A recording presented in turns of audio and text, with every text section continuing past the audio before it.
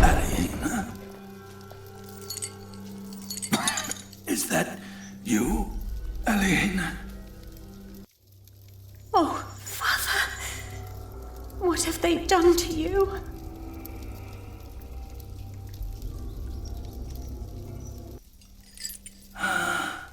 It is you. And is that tall young man my Richard? Yes, Father. You've grown. Have you got a beard yet? Only just. It's still very fair. Are you both well? How have you managed? Where have you been living?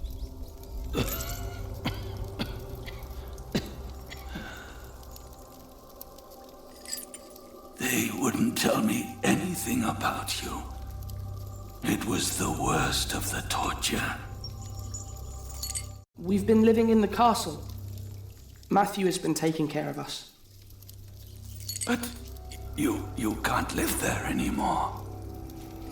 By now, the king has probably made that dumb oaf. Percy Hamley, the Earl. But where's Matthew? Why isn't he with you?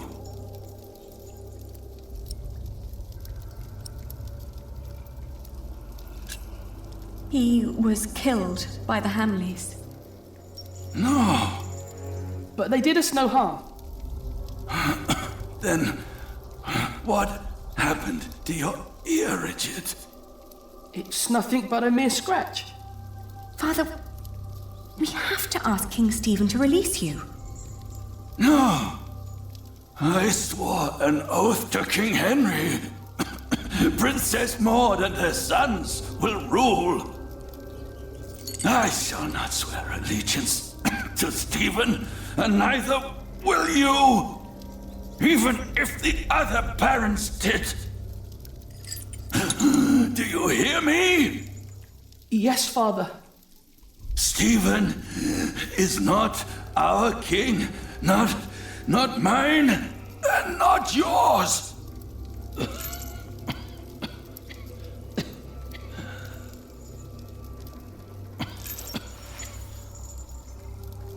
Please, Father, please, calm yourself.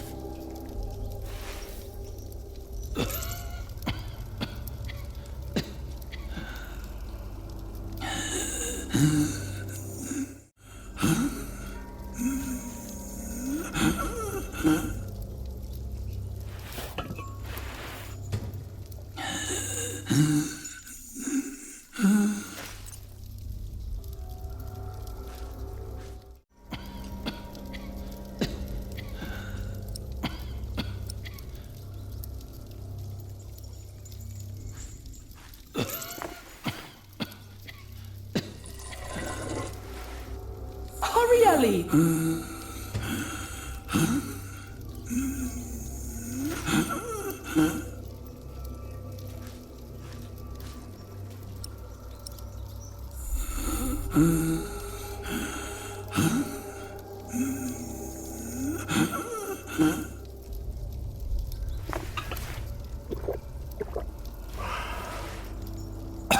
Thank you, children. When the Hamleys brought me here, I hid 50 peasants on a belt under my shirt. I gave that belt to a priest. 50? What priest? I don't know his name.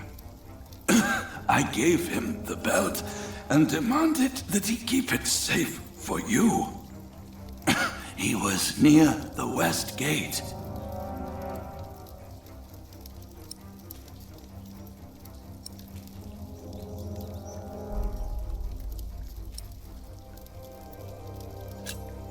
First, we must get you freed.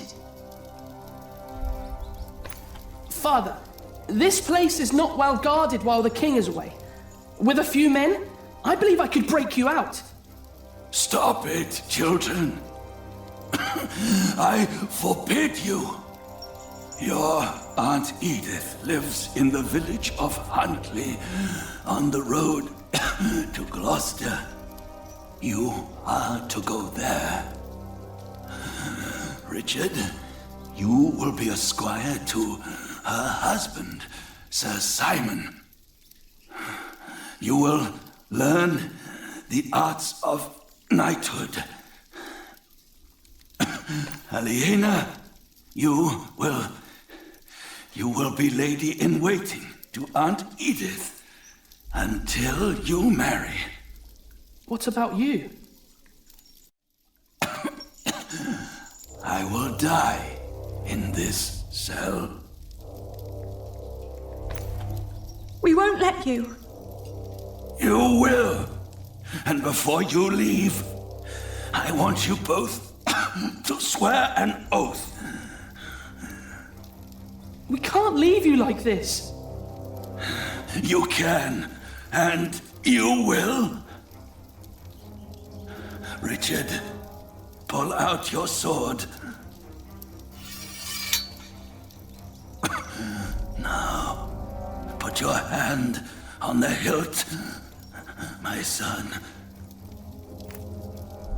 Swear by Almighty God and Jesus Christ and all the saints that you will not rest until you are Earl of Shiring and Lord of all the lands I ruled.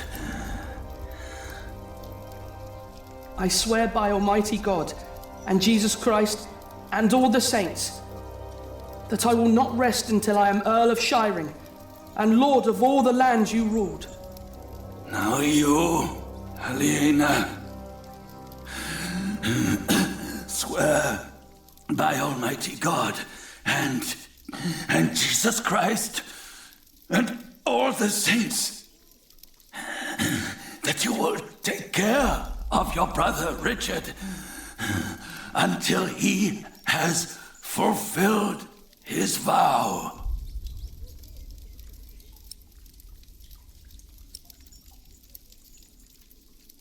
Ali, what are you waiting for?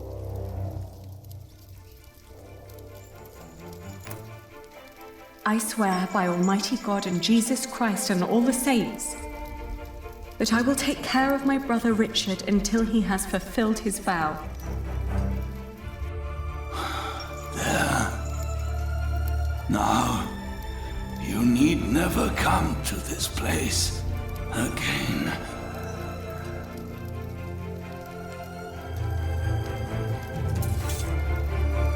No, don't say that. You have promised to rebuild what we have lost. Today, I will confess my sins, pray for my soul.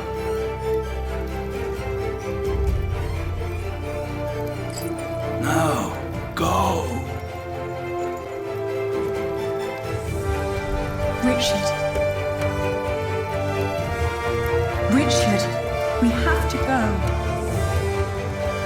We have to go. Guard! Open up!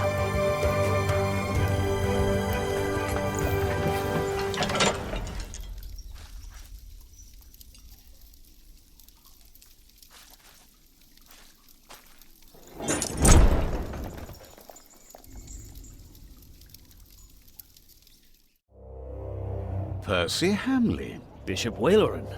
Good morning. Ali! It's them!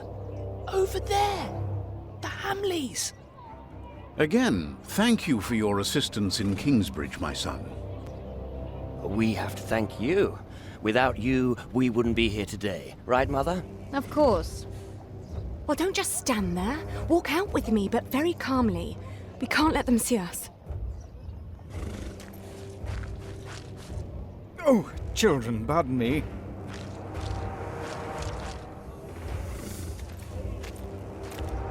Now we're only missing one more. Here he is. Ali! Ali! Those horrid people are about to talk to the king. We knew that they would, didn't we? Yes, we did. Father was right. They are all tied together. The Hamleys, the king, even the church. Do you think Father's priest is also in on this? Well, we'll have to find him first. Then we'll know.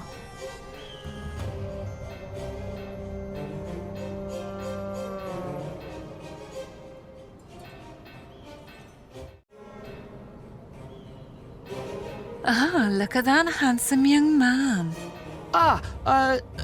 Good day, my ladies. So well spoken. And look, he even has a battle scar. Like what you see, handsome. You can ride two of us, young lord, if you can pay. Have you seen a priest? Our father met him here at the West Gate. He owes us money. Oh, you're talking about him. That's where he got all that money. What? He even paid for Mary's dress. He didn't want to at first. All she had to do was stroke his bald head. Where is the priest? What's his name? Don't know his name, but he's a regular at that one inn. The Boar, close by the North Gate. Smells like piss there. Shall I teach you, love, how to fuck a man or a woman? You can make a fortune with that little mouth of yours. But in a year, you'll look like me.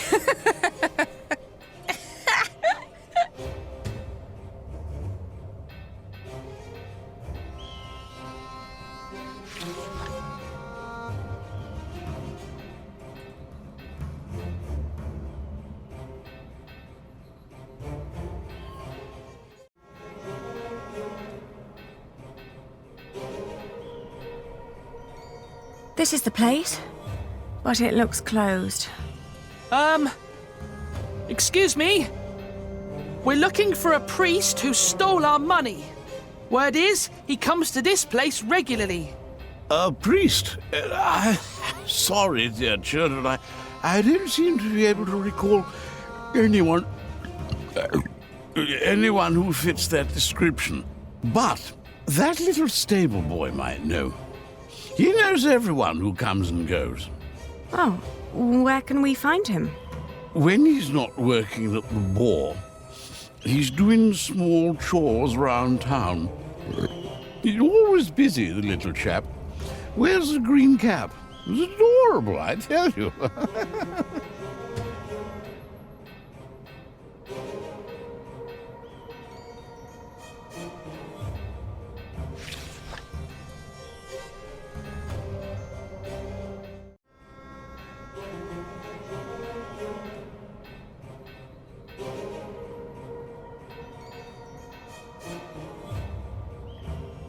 That's what you get when you work with half-wits. How am I supposed to move this barrel if it's twice as heavy as me? Let me help. Very impressive. Thank you for that. I'm always telling them, if you want me to restock your kitchen, don't let them cram the barrels to the brim. So, what was it you wanted to know? Do you know a monk who frequents the Boar a lot? The Boar? I used to work there. The Boar, the Lazy Mare, and 2 private kitchens. You're talking about Father Ralph. Thought the women had sucked him dry, but he always comes back with more money. But he only spends it on beer and ladies. Never has a tip for me. Where can we find him? He's a priest at St. Michael, one of them churches round here. Which one is it? It's close to the East Gate, but don't look for him inside. He likes to light around in his back alley. Oh, thank you. You've been very helpful. Pleasure. See you around.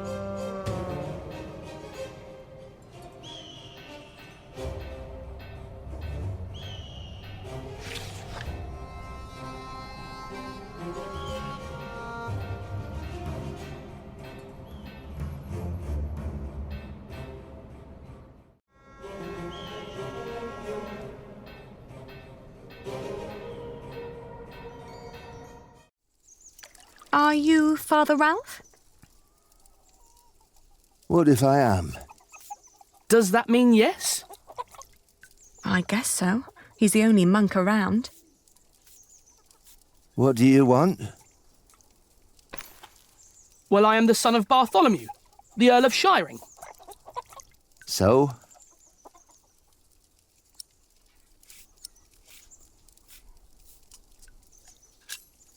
Our father gave you money for safekeeping. I don't know what you're talking about. What do you mean? I mean, I don't know what you're talking about. Now piss off.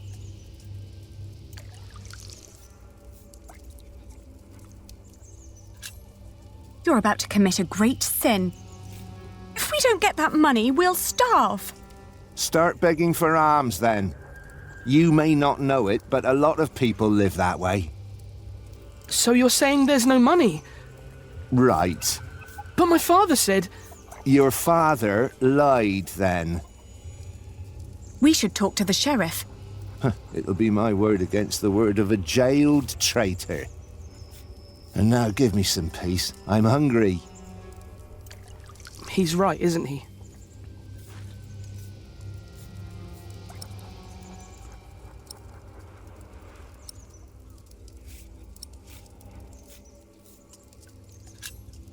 We need proof that he's lying. Like what? Maybe something he recently purchased that a monk couldn't normally afford. That's smart, Ali. And then? I don't know. At least we'll be sure that he's lying, right?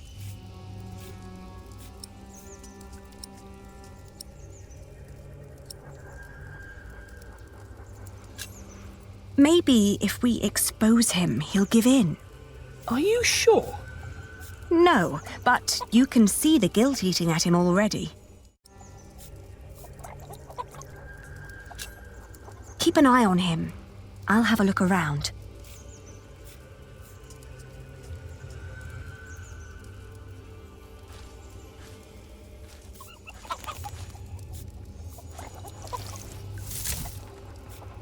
It's too heavy.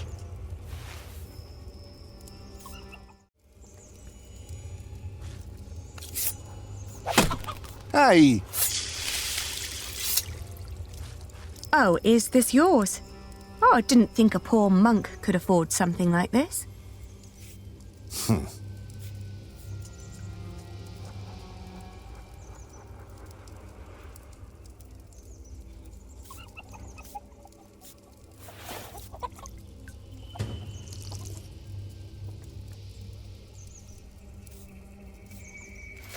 Richard, I found it! Oh no! He took all the money. What now?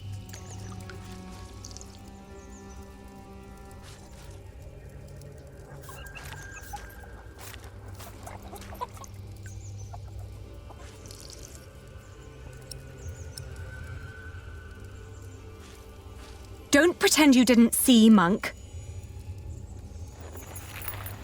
I found this under your barrel. You are a thief. That strap proves nothing. You seem very certain of this. Sheriff! Hush, you stupid brats. The sheriff is a bastard. He'll take everything for himself. But first, he'll take your hands. Sheriff or no sheriff, you won't get your money. Ali, this isn't going anywhere. Well, at least we know now that he won't call for help.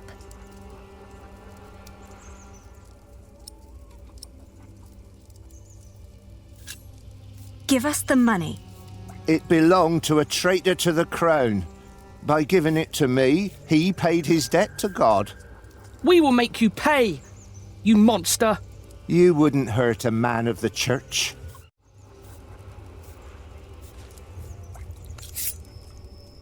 I warn you, I have friends nearby. If you scream, I will show them your beer-soaked belt and tell them what a thieving liar you are. You wouldn't harm me.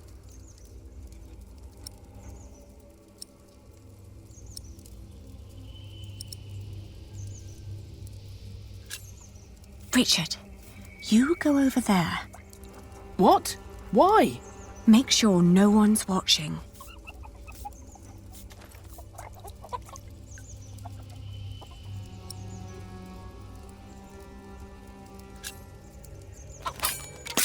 He... What? You're a devil! I'm going to cut out your eyes one by one. First, the left eye. No! Oh, please don't! Where's the money? Here, I got it on me.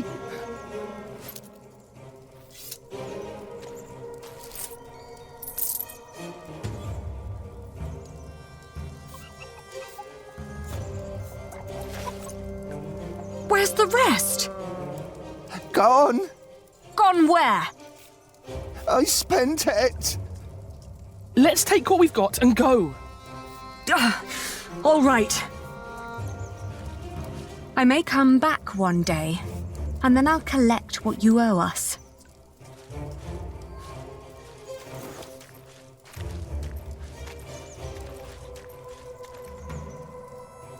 You were wonderful, Ali.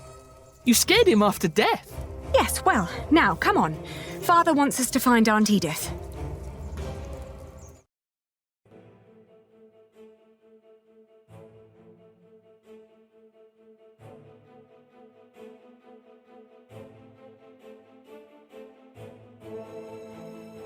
On the road to Gloucester, my feet started to bleed. I remembered a cobbler who lived nearby in the town of Hastead who could sell us some boots. But taking the detour would cost us both money and time.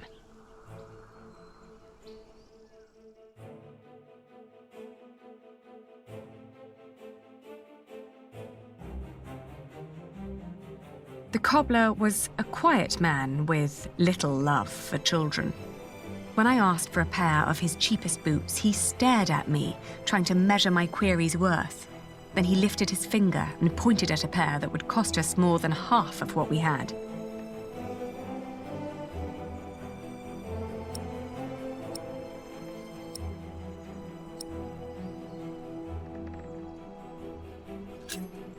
The cobbler surveyed us once more. He took in Richard's sword while listening to the impatient but uncommon way I talked. In the end, he held up the boots he'd been working on, unfinished, rough and frayed, then suggested a figure that was lower but still overpriced.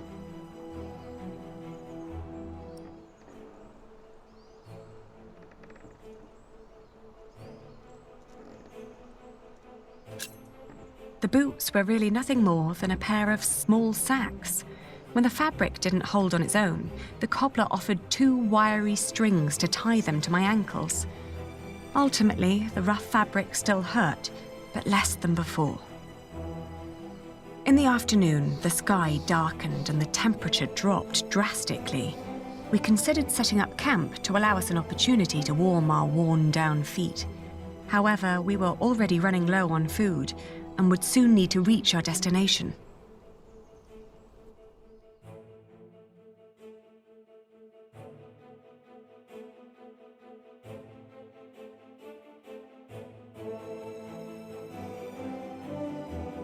In the hills, there are a lot of poor small holdings. We asked a shepherd for directions to Huntley. "It's just down the road," he answered. I thanked him and gave Richard a hopeful push.